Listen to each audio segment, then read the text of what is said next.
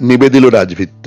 মহারাজ, বহু অনুনয়ে সাধুশ্রেষ্ঠ নরোত্তম তোমার সোনার দেবালয়ে না লয়ে আশ্রয়, আজি পথ প্রান্তে তরুচ্ছায়া তলে করিছেন নাম সংকীর্তন।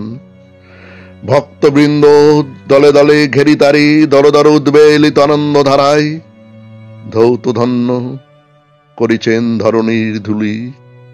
শূন্য প্রায় দেবাঙ্গন ভৃঙ্গ যথা স্বর্ণময় মধুভাণ্ড ফেলি সহসা কমল গন্ধে মত্ত হয়ে দ্রুত পক্ষ মেলি ছুটে যায় গুঞ্জরিয়া উন্মিলিত পদ্মপবনে।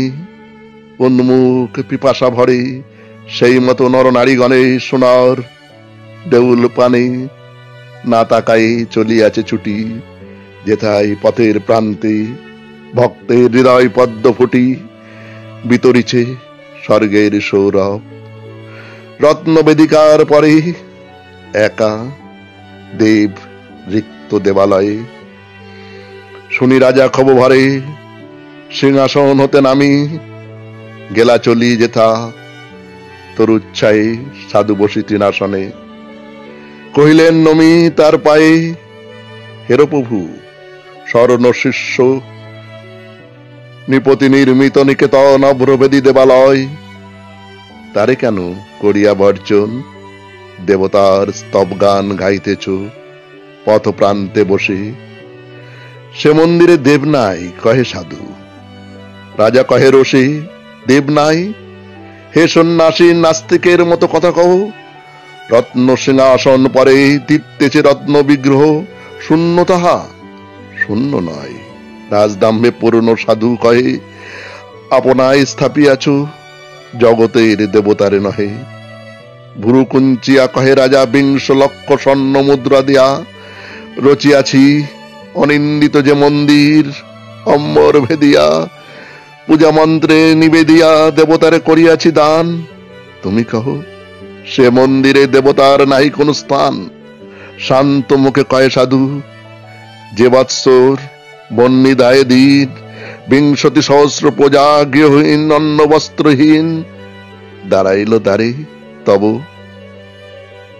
কেঁদে গেল ব্যর্থ প্রার্থনায় অরণ্যে গুহার গর্ভে পথ প্রান্তে তরুচাই অসত্য বিদীর্ণ জীর্ণ মন্দির প্রাঙ্গণে সে বৎসর ২০ লক্ষ মুদ্রা দিয়া রচিতব স্বর্ণদীপ্ত ঘর দেবতারে সমর্পিলে। সেদিন কহিলা ভগবান আমার অনাদি ঘরে অগণ্য আলোক দীপ্যমান অনন্ত নীলিমা মাঝে মোর ঘরে ভিত্তি চিরন্তন সত্য শান্তি দয়া প্রেম দীন শক্তি যে ক্ষুদ্র কৃপণ নাই পারে গৃহ দিতে। গৃহহীন নিজ প্রজাগণে সে আমারে গৃহ করে দান। চলি গেল সেই ক্ষণে পথ প্রান্তে তরুতলে দিন সাথী দিনের আশ্রয়। অগাধ সমুদ্র মাঝে স্ফীত প্রাণযথা শূন্যময় তেমনি পরম শূন্য তোমার মন্দির বিশ্বতলে স্বর্ণ আর দর্পের বুদ্বুদ।